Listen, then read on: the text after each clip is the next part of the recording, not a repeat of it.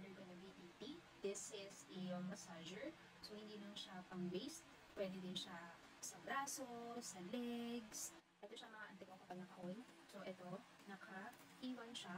Tapos, 20. So, ito yung pinakamahinang vibration niya. So, pag pinress mo ito ng pinress, hanggang 99 yan.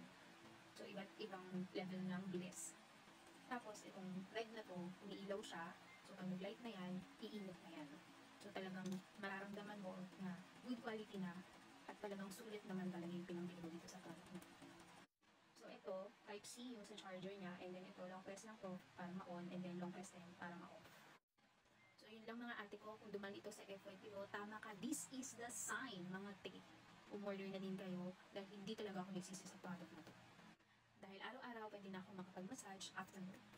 Ate ko, ang dami ko na nga pa nang sinabi, pero ito nga pala yung inclusion. So, ito yung detachable belt, yung charger, at yung VTT massager.